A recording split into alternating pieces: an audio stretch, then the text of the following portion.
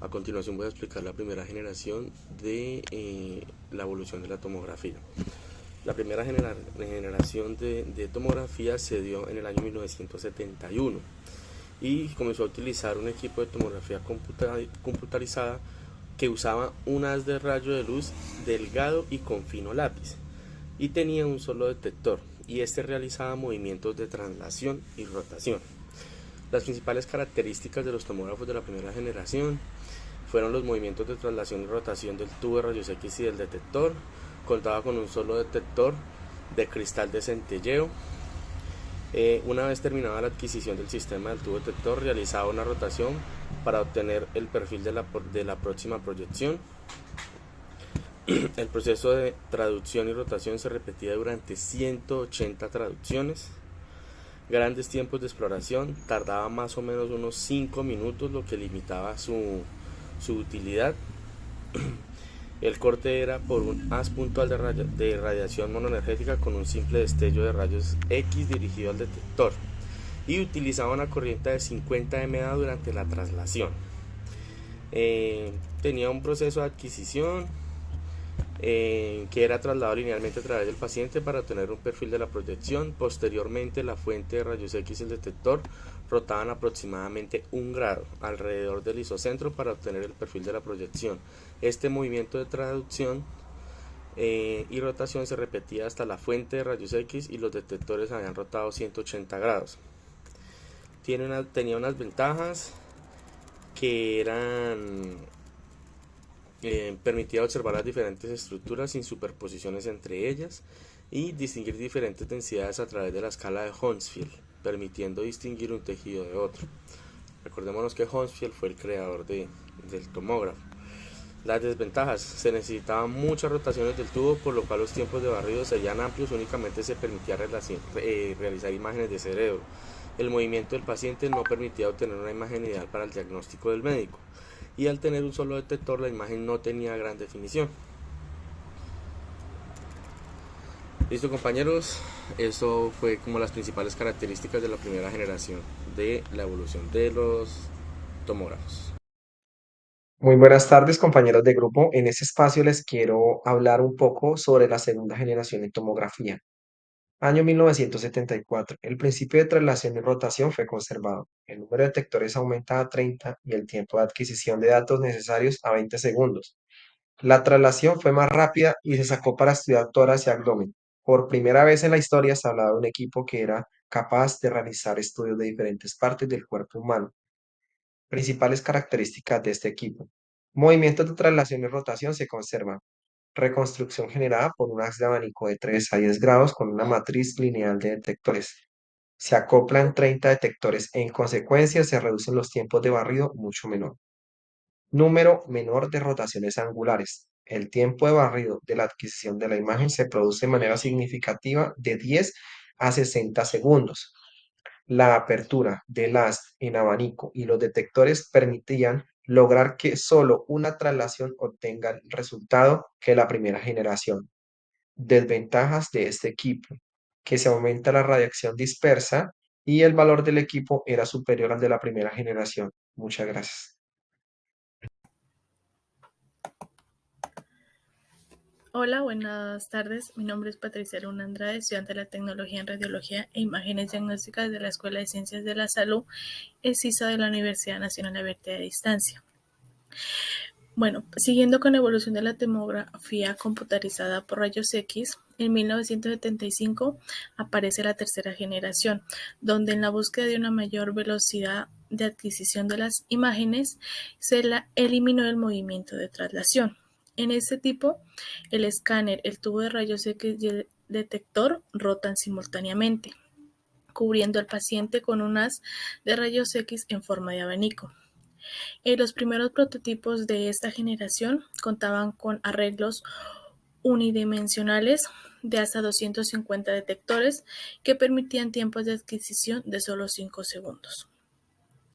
A pesar de que se ganó considerablemente en los tiempos de adquisición, esta geometría presenta un problema dado que los tubos de rayos X estaban firmemente unidos a los detectores y cada detector solo podía medir los rayos X que pasaban a una distancia específica del centro de la rotación, dependiendo de la ubicación del detector en el arreglo, lo que ocasionaba que cualquier error en la calibración de cada detector con respecto a los demás se retroproyectaba a lo largo de estos rayos X y resultaba en la formación de un artefacto en forma de anillo en las imágenes reconstruidas.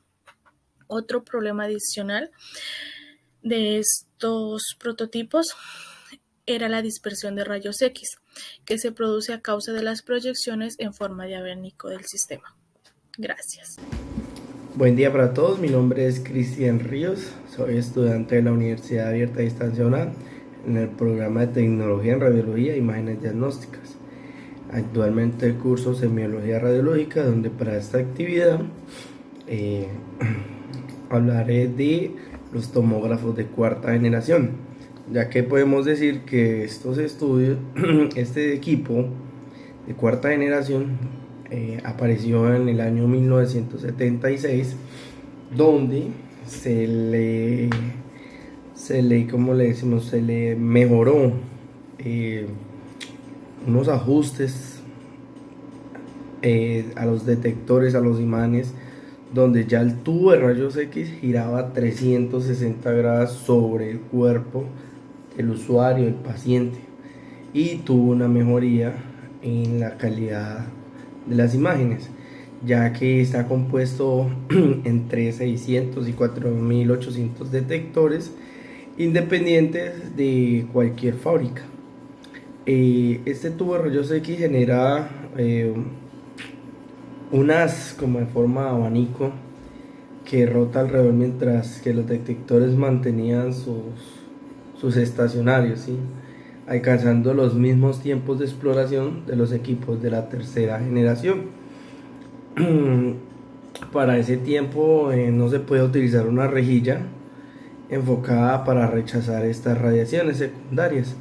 Además, los tiempos de cortes no superaban la generación anterior. Tenían inconvenientes en los detectores, donde debían de ser calibrados 2 o cada 3 veces, dependiendo de la rotación de la fuente de rayos X en su momento. Mientras que ya con esta actualidad ya fueron mejorando y ya la calibración fue menos, y donde se pudo generar una producción de sistemas helicoidales. Muchas gracias. Cordial saludo, soy Luisa Angélica Cedeño Devia, les hablaré de la tomografía de quinta generación. En 1980 se introdujo la tomografía por rayo de electrones EBCT. Este utilizaba una arquitectura estacionaria, es decir, sin rotación, donde un rayo de electrones hace un barrido a lo largo de 4 placas semicirculares que rodean al paciente.